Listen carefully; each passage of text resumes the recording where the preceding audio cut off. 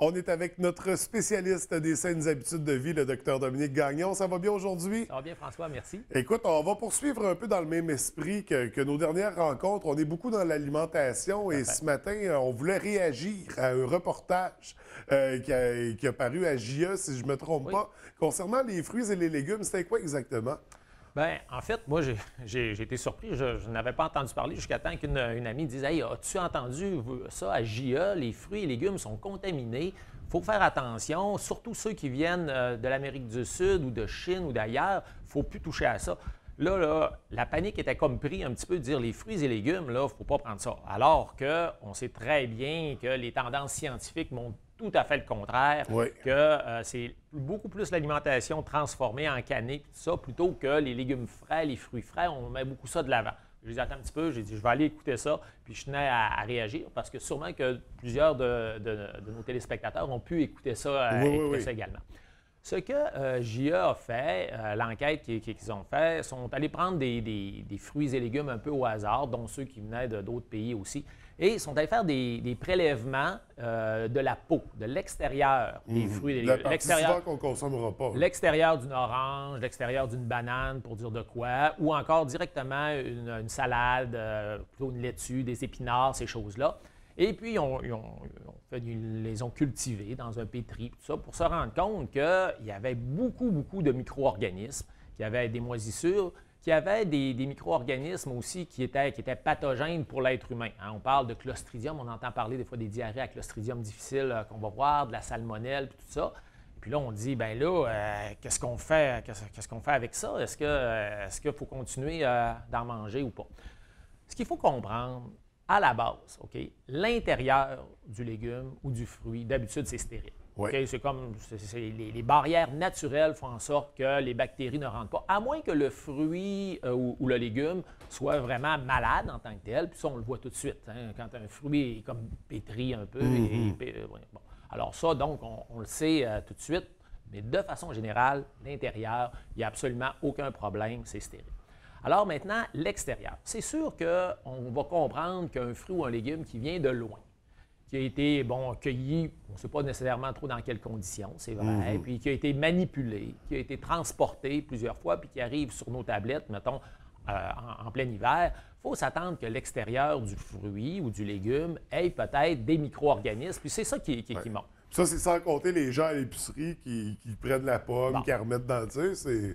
Exactement. Je veux dire, on parle des fruits qui viennent de loin, mais effectivement, même les fruits d'ici, qui, dans le reportage, disaient qu'ils étaient peut-être un peu moins contaminés, mais effectivement, c'est les légumes en vrac, souvent, on va regarder, on va toucher à nos légumes, ça. OK. Et ce qu'il faut retenir dans ça aussi, c'est qu'ils ont fait un message à la fin, mais il a été peut-être mal saisi.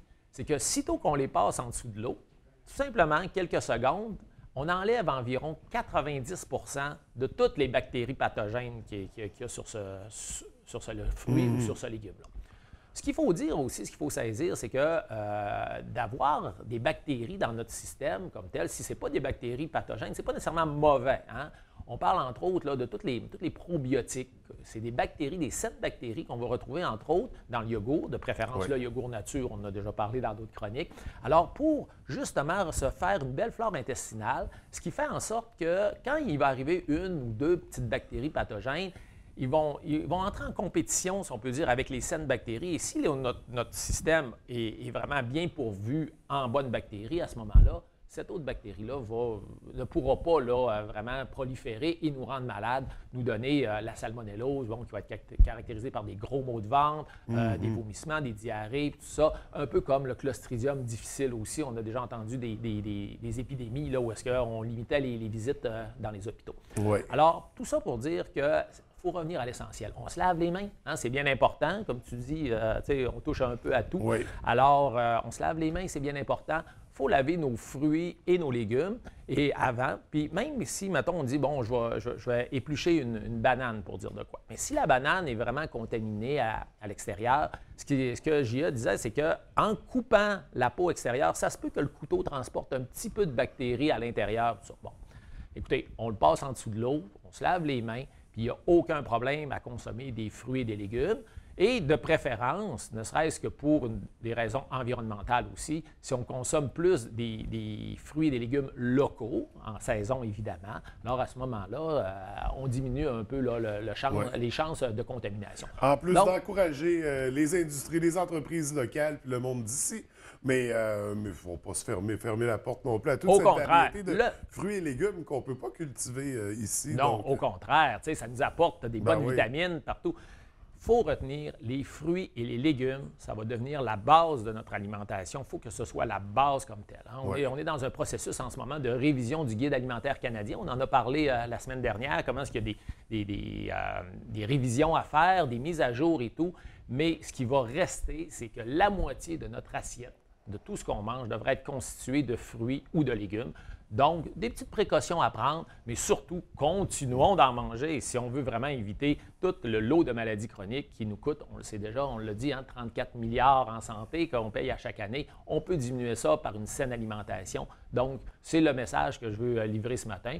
On se lave les mains, on lave nos fruits et nos légumes, mais surtout, on continue d'en manger. Oui, n'ayez pas peur des fruits et légumes. Avant de terminer, j'avais des petites questions. Je voulais revenir sur la chronique de la semaine dernière. Oui. On en avait parlé. D'ailleurs, tu m'avais invité à le faire parce qu'il y a toutes sortes de petits éléments. Aujourd'hui, on a beaucoup de spécialistes qui nous disent qu'est-ce qu'on peut manger, qu'est-ce qu'on doit éviter.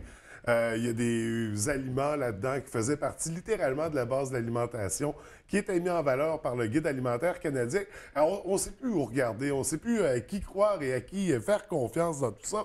Si on prend les produits céréaliers, par exemple, dans lesquels on sait on retrouve du gluten. Le gluten en soi, qui n'était pas un problème avant, aujourd'hui, quand il y a que le taux de gluten serait beaucoup plus élevé dans nos céréales qu'il l'était avant, suite aux modifications génétiques, je pense.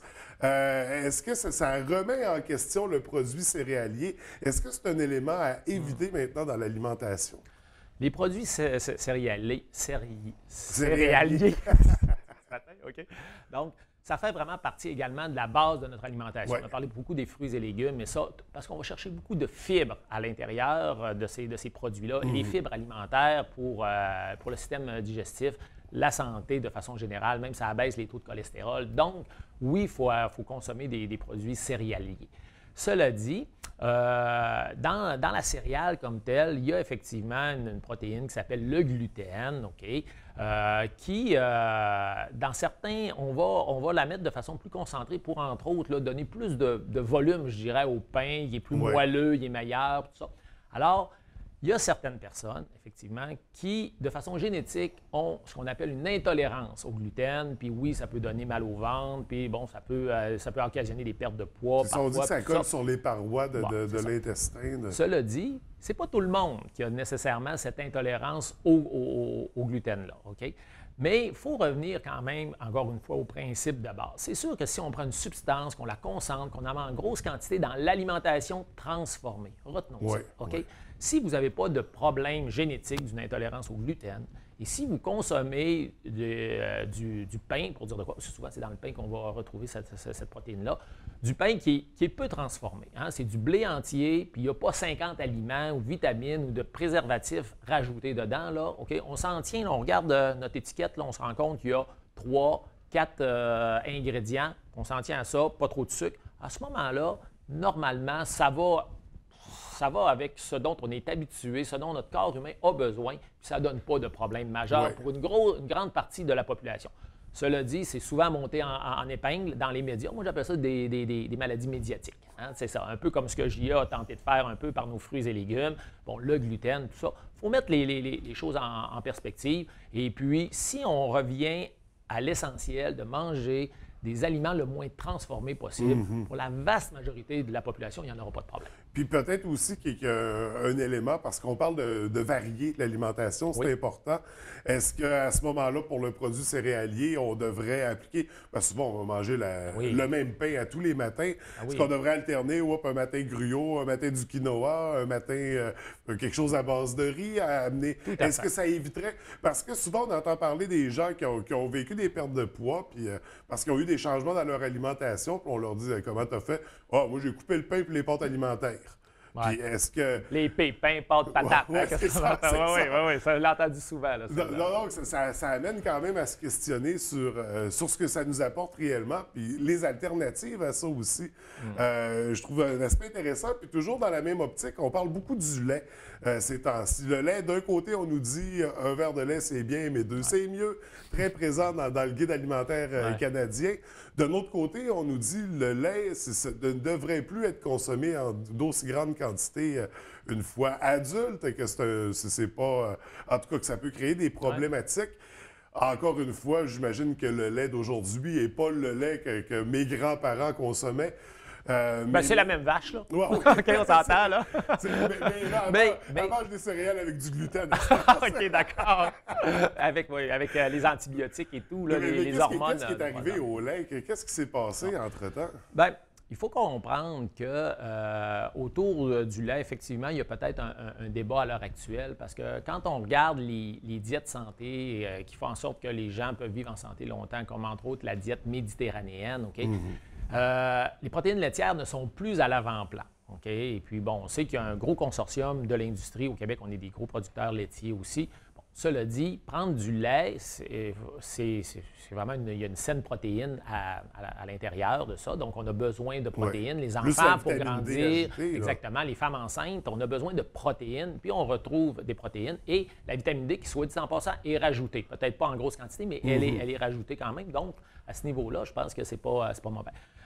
Il y a un piège, par contre, à faire attention, c'est que les produits laitiers ont été énormément transformés. Je reviens toujours avec la même chose. Hein? C'est toute la transformation et tout. C'est la clé de tout. T'sais, keep it simple, comme on dit. Ouais. Hein? Gardons ça simple, là. Tout ce qui est transformé. Alors là, je vais arriver puis je vais avoir un bon yop, puis je regarde qu'il y a quasiment plus de sucre que de protéines dans mon yop, ce qui est un produit laitier transformé, pour dire... un exemple qu'on entend souvent, ou encore les boissons lactées, Hershey, ou encore les crèmes glacées aussi. Donc, on se rend compte que le produit laitier a été très, très, très transformé et qu'à ce niveau-là, tout ce qu'on rajoute dedans, c'est pas tant la protéine laitière qui est nocive, bien au contraire. Pour l'organisme, je pense que ça peut être bon. Il y avait toute une controverse aussi à un moment donné pour tous les gras saturés. On disait, bon, c'est animal, donc c'est du gras saturé, il faut en manger le moins possible, on va prendre du lait écrémé. Ben, c'est ça. C'est bon, c'est bon. Ça, maintenant, les études semblent montrer, quand on réétudie nos études, tout ça, on se rendrait compte que c'est probablement beaucoup plus les gras trans que les gras saturés comme tels qui pouvaient donner un effet là, athérogène là, pour faire de l'athérosclérose dans nos artères. Donc, à ce niveau-là, c'est pas si mauvais que ça, là, au contraire. Alors, le produit laitier, je pense que dans les guides alimentaires antérieurs, les guides alimentaires canadiens, on le mettait beaucoup, beaucoup en évidence de par, je vous dirais ici, sa facilité d'accès comme tel. On va le garder, mais on va peut-être le ramener à sa juste place, que je devrais dire. Et puis, donc, oui, on en consomme, mais peut-être pas de façon prépondérante comme on nous a enseigné là, par le passé. Mais ce que je comprends de tout ça, c'est qu'à la base, ce qu'on suggère aux gens, c'est de consommer le moins de produits transformés possible et également de varier ces éléments-là, l'alimentation. C'est ça, pas toujours consommer le même produit en particulier. Le message, il est là. Et puis, j'avais dit lors de notre dernière chronique que je vous parlais du guide alimentaire brésilien. Mais là, avec ce qui est arrivé à GA, j'ai changé mon sujet. Mais on va y revenir. Puis vous allez voir que ce que tu dis là c'est l'essentiel. Ouais. On mange varié, on mange frais, le moins transformé possible. Puis la façon de manger aussi, on va y revenir. D'accord. Donc, dans les prochaines chroniques, merci beaucoup. Je te souhaite une belle semaine. Merci. À toi aussi. Bye-bye.